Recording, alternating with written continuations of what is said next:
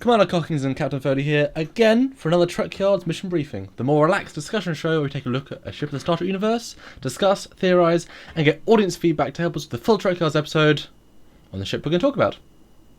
So this week we have the Oberth Class, as seen in Star Trek III: The Search for Spock, and it was seen as the Grissom in that movie, so it got blown up, but that's okay. We saw it again in several episodes of TNG.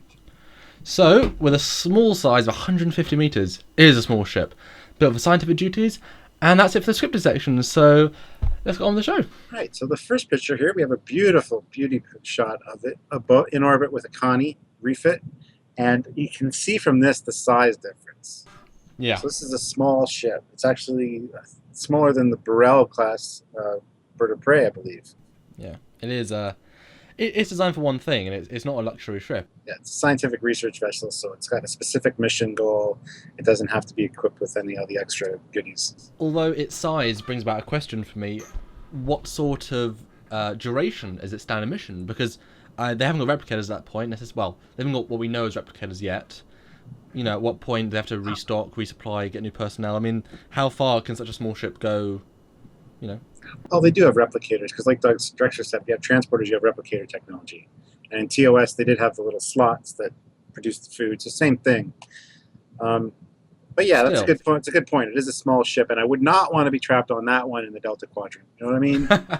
That would have been for an awful series. The Equinox we can just about, but the Oberth, no. Yeah. The next shot is actually a screen cap from the movie, from Search for Spock, and I mean it looks great. I think it's an odd angle, but I really like it. And I think the thing that I noticed straight away is the impulse engine, the red glowing thing.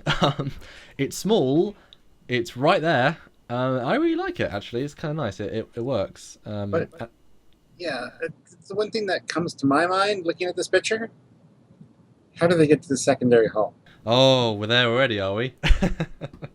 Well, I mean, yeah. I'm going to mention it later because there's a few pictures that kind of speak to it, but yeah. I mean, I think every fan's asked that question. Transporters, but what if transporters go down? But like you say, if we'll talk about it later, we'll pause. No, but I like this. I like the design. I wonder what that. It's very slick looking. I wonder what that big hole is at the back. I'm sure we'll find out. Yeah. So this next one, we see the Grissom in all its beautiful glory.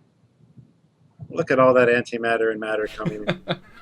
Yeah. It took a single photon torpedo to destroy the entire. That is either a weak ship or a powerful torpedo. Small ship with no shields up at the moment. That was a good hit. But yeah, I mean, I know we've seen later on Trek, torpedo, Chang's torpedo going straight through the saucer, but ow, they didn't deserve it. I gotta do my Klingon impersonation. Bach. Now the next image, this is I had not seen this before. This is completely new that Stuart found. He's always good at finding stuff, though. I'm not surprised. I'm surprised. This is the TOS version, obviously fan made, side canon, whatever. But I mean, look at that. It's cool. I like it. I think the TOS facades and engines work really well. I don't know. What do you think, Stuart?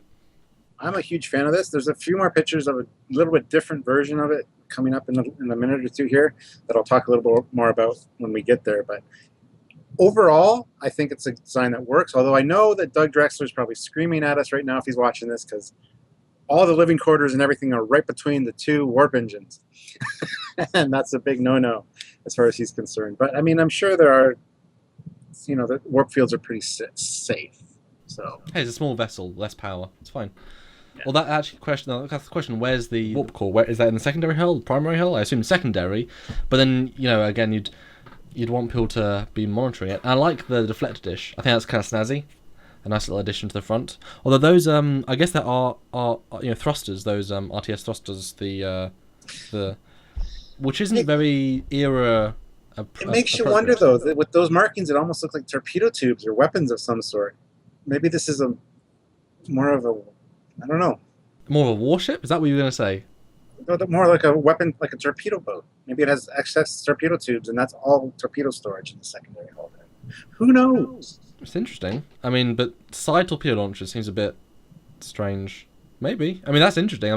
I think the design would certainly work as a torpedo boat. You arm it up, phases on the primary, torpedoes on secondary, and you can launch it, and then you can that'd be interesting for sure. And then they thought, oh, we don't need. It's not a time of war anymore. We'll make it a science ship. Although it does look more those struts, while they're not thinner, and you can see how thin the actual Oberth struts are. I think they actually bigger because of the softer shapes.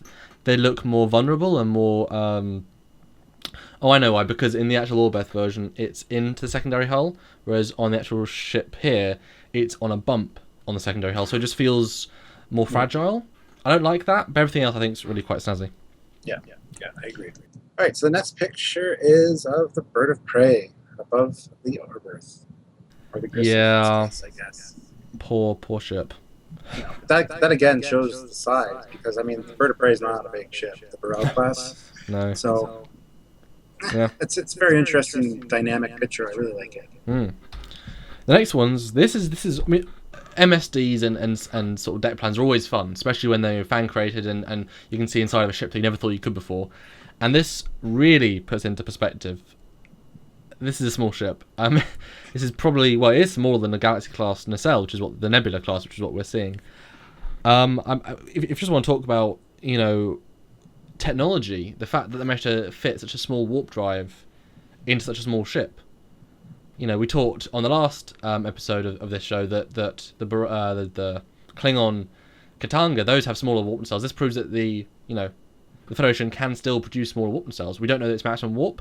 I'm sure we'll find that out. But it's interesting to see it is that much smaller, and you can, it looks great, I think. Yeah, so you can definitely see the size difference between the Oberth and the Nebula, and you'd actually see that at the end of Generations too, when they're leaving the planet, because you have it's actually between the Nebula and the camera, so it's very cool to see it used quite a few times. But well, it's kind of funny because you can see at the top of this Nebula version anyway. This is the non-sensor pod version. It's got the torpedo tube at the top of the secondary. The torpedo pod, I guess. That torpedo array is pretty large compared to the Oberth. I mean, yeah. I'm pretty sure this would be the in timeline era version of the Oberth. They wouldn't just throw in the TMP era. So this is the same version. It's a big, it's a big ship. And one more thing, if you look at the Oberth class, you can see the deflector dish. It's in the ship. It's in the bottom, which is where you would think it would be. But in the actual model from the movie, that's just a solid piece, which is interesting. I think it's probably a refined sensor palette, though. The whole thing is a sensor emitting device along the sides as well, because it's a scientific research vessel. So all the grey bits is the sensor. And at the back, there's actually a deflector dish that points backwards. So, yeah, well, I think this just speaks even more to the idea that we talked with Alec Peters about, the fact that deflectors aren't just the standard shape, because you've got, whatever deflector the Miranda class has, you've got the TOS style deflector, you've got the motion picture deflector, you've got, all these different styles. I mean, this grey blob is not a deflector dish that we know of. So, the Axonar, Ares class, whatever, can have whatever deflector it wants, because there are obviously variations, and exactly. That's certainly interesting, yeah. And it kind of leads to the next picture, so we'll go to the next picture. You see the recessed deflector dish like we're used to. So I think there's different variations of this ship. So this, I think, must be a TNG refit, because not only has it got extra detailing on this section, it's got 2 levels, but also if you look in the middle, it's actually got a torpedo launcher with a connecting thing, which I think looks awesome. That's a great idea, and that's how they get to the secondary hull on this one. Yeah, that's a really great fix. We're going to talk about that in a second. But that looks way more menacing now. I really like the third pylon. That's cool. Yeah, but let's get back to the sensor for a second. Now on the one we're used to, the Grissom, I mean, it is a scientific research vessel, and I'm sure there's different variations for different mission profiles.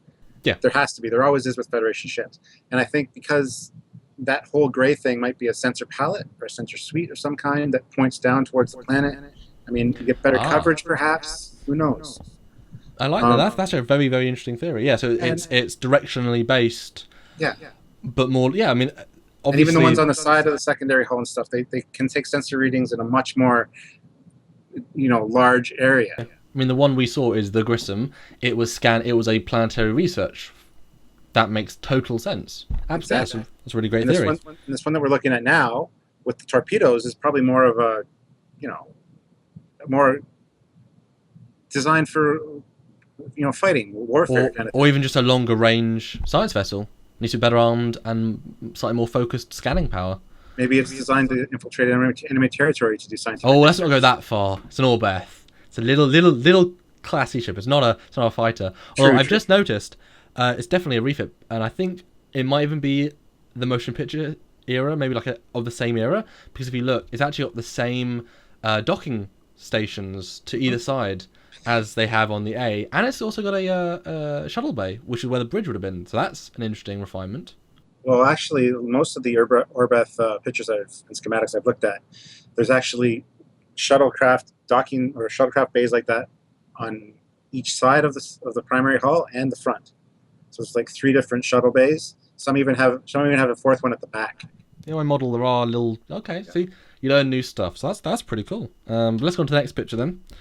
These are always fun to see, sort of the orthographic style things. We get to see all the different angles. Right, so it'll be interesting to see, too, if this ship separates. Can you imagine it separating right below the warp engines and kind of dropping the secondary hull and the struts? And then having, it almost looks like a Romulan design at that point, with the saucer and those engines. It'd be exclusively that, wouldn't it? Yeah, exactly. That's kind of a cool-looking ship by itself.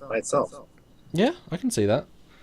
Yeah, that makes sense. And something else I should point out about this picture we're looking at, if you read it, actually it says at the very end, these vessels would serve in various subclasses. So we just answered our own question. There are different variations of it.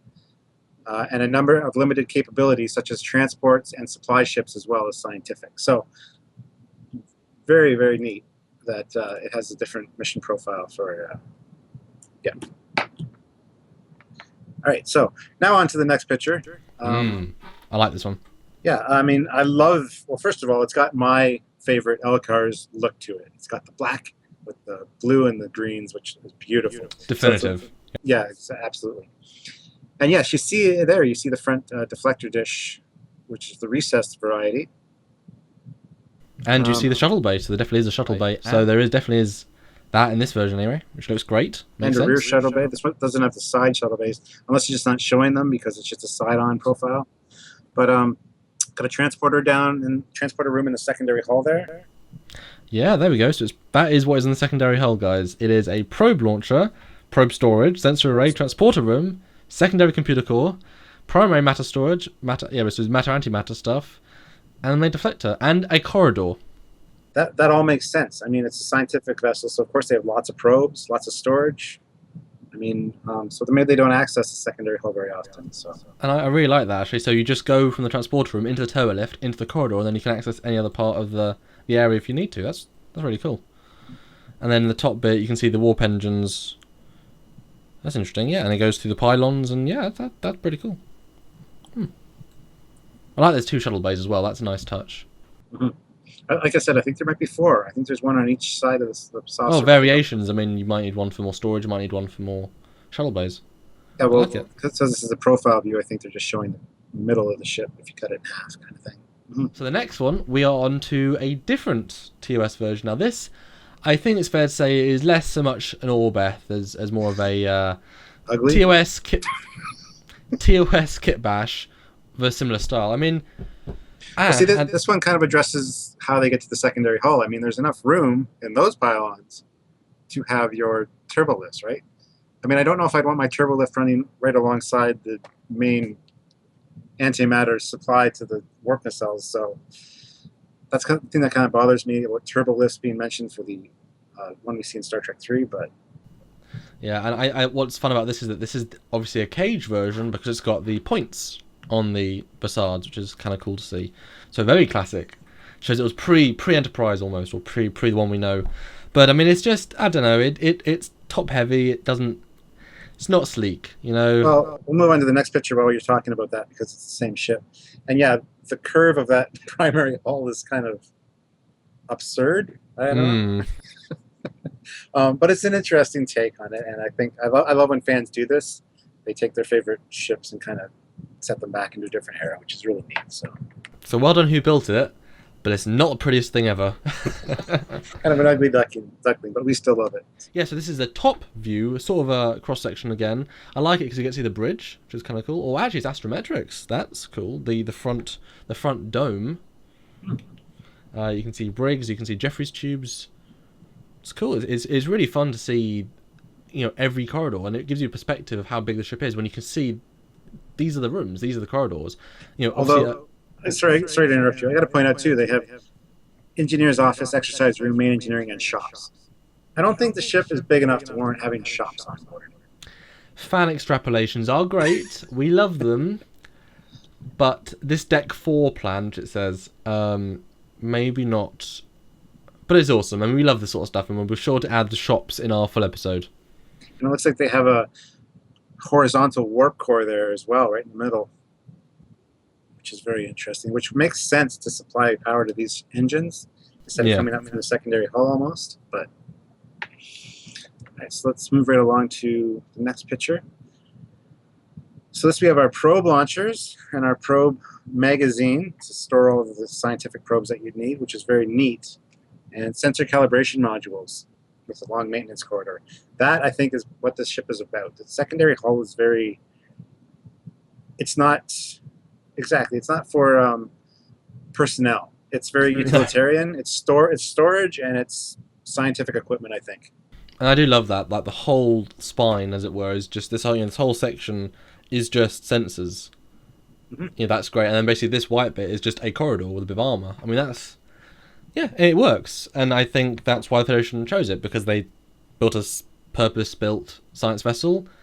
Yeah, it makes sense to me. Another shot. This one from the front, which is really cool because you can see those side shuttle bays, which I think work really well, although there's not much space to be clearing for the engines, and you can see on my model, well, you probably can't because of the camera, but there's a little space. I mean, that is a very small amount of space to come off before you hit the nacelles, and shuttles are quite big. I don't know if that makes sense.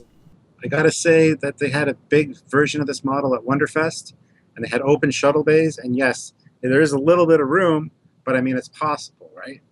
Well, I mean, all you have to do is to come out and go up, so I mean, a good pilot for sure, but that's a little bit risky. But no, I like it. I love the deflector. I like, it's a great looking thing. There's some information there. It's got 5 decks, crew of 24. Wow, that's a small crew. Yeah. And all this stuff will have warp of 9.2. Really, guys, science vessel. I'll take that out. But yeah, so there's all the different information. We'll see what we can find. And yeah, next photo, Stuart. All right. So the next one is the Star Watcher, the Oberth 2 class, which I think is a bulked up refit version. Wow, this is like the TNG refit. We've got the Voyager era shuttle there. Wow, this is detailed. Absolutely. Wow, this is incredible. Look at that. Yeah, a lot more functionality down below, but it looks a bit pressurized section. So they have a section in the middle that's pressurized for humans. 2 warp cores in the bottom section. Ooh, probe or torpedo launcher. You can tell this is the version that we looked at previously. Possibly the torpedo launcher, just because the deflector, you can see the part where it's going to be recessed, and you can also see the shuttle bay as the exact same configuration. So that's obviously the same version. Wow, it looks great. Definitely more space. Yeah, it's a very cool take on it. I like this one a lot, actually. And it's got an auxiliary landing strip on the top. Cool. Anti-radiation room. I hope that'd be every room. Oh, and hollow map room, just like in Generations. That makes sense. What else would you need to have on a science ship? That'd be a great way of working out your next mission. Yeah, that's like the astrometrics right there. So very cool. All right, so let's move on to the next one. This is the Guderian Class, which is also known as the Oberth, of course. Now, this is from FASA. This is straight off of one of the FASA books. So, FASA is awesome for that kind of thing. They had the rights to the movie era ships. So, yeah, I have this miniature somewhere in my collection. And I have this one here. Yeah. Yes. But it's basically the exact same ship that you see in Star Trek 3. So. But they gave it a class before it was actually called the Oberth class. Yes, absolutely. Okay, cool. And then again, back to one of my renders, and it just shows you again perspective in terms of the era that it's in for size. Stuart, the bird of prey looks smaller now.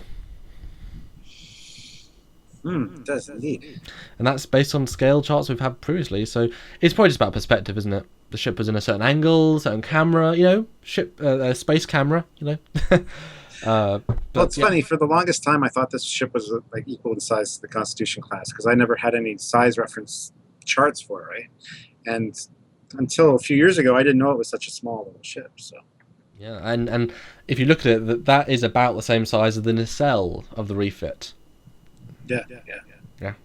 Although again, it points out those small nacelles are actually about the same size as the Katanga, which again shows that you can make smaller ships. So it points out, why do you need such big nacelles on the Excelsior, say? Compensating, I guess. All right, so on to the next picture when we see the bridge of the Grissom. And this is very similar almost exactly the same as the Reliant that we've seen in Star Trek II, basically because they use the same sets. But these have pink chairs because I guess the scientific crew are all just, scientific crew. No, it's because they're comfy. Makes sense.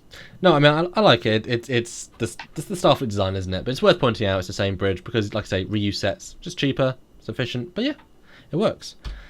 Now, this one is, again, the top. A nice detailed shot. Might actually be the real CG model used. It's a cool version. NCC 638 uses Grissom. Yeah, it's just a nice shot. Light detailing. But I'm looking at it and I see 2 impulse crystals there instead of just one, like on the Constitution class, which is very interesting because the Constitution class impulse crystal would probably be the size of that center dome in the middle of the primary saucer there. It's true. Huh. So, well, they're probably using 2 individual crystals, then just combining the strength to try and get the same juice. Maybe. I something that kind of stood out to me, and I thought I'd at least address it. It's something that I want to look forward to learning about in our research. So. I mean, how much, in space, obviously, propulsion is relative to the amount of mass you're trying to propulse. So a smaller, so a smaller ship needs less propulsion, less speed. Yeah. But yeah, I mean that's certainly interesting, and I think it'd be interesting to see the breakdown of how much speed it has. Yeah, for sure. Yeah. Just the different configuration interests me. Why 2 instead of opposed to just 1? So. And I think you can on this one see the 3 different shuttle bays. You can see the doors quite easy, and this one you can see there's a bit more clearing room. So depends what version of model you have, I guess. Yeah. Absolutely. All right, so the next one is one of my favorites. It's a red version of the Oberth, and it's a Vulcan ship, the SS Tevran, which I think is really cool that, the Vulcans would have a science vessel. And of course, as we learned from Doug Drexler, the red color makes them go faster. That's what the Vulcans, we'll go with that because Doug Drexler said so. And they probably have a hot tub on here too. Oh, yes. Yeah, I mean, it's just a simple Photoshop, but we all, it's obvious. But I mean, yeah, it's cool. I like it. It's ready pink. I like the Vulcan symbol, and it's obviously a Vulcan Science Academy. I mean, an SS and NSP, definitely different symbols. But we know from previous episodes, like the Marquis Raiders, the Marquis Raider used to be a Federation transport, so we know that after a while they can get sold off different companies and different corporations. So presumably some of these were made and given to different parts, so that makes sense. I mean, shipyards could have been churning them out. Although one difference is they've got an aft pod just underneath the nacelles, and that isn't on this version. That's where the impulse. Now that could just be a bigger impulse engine, but it looks like it has windows to me, so maybe that's another like science. Officer's lounge or something. Yeah. So it's basically the same, but yeah, I quite like it. SS Tevran, Vulcan Science Directorate. Yeah. United Federation of Planets. There you go. Awesome. Cool. So it's like the scientific branch of Starfleet. I love how the secondary hull of these ships look like a speedboat. It's just very sleek.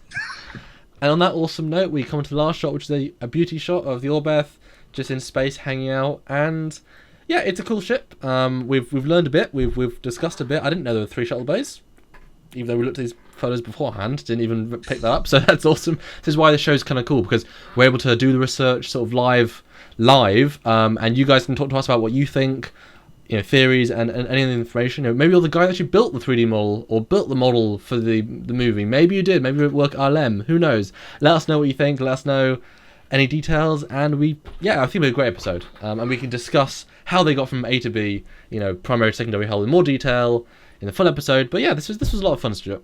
It was. I really enjoy this show. Like you said, we learn a lot, and you see our wheels turning, and we get our ideas. This is how we do it for regular Trekyards episodes, but we do it in private. So it's great that you guys can kind of see the thought process that we put into looking at these pictures and to finding out all the facts for you guys.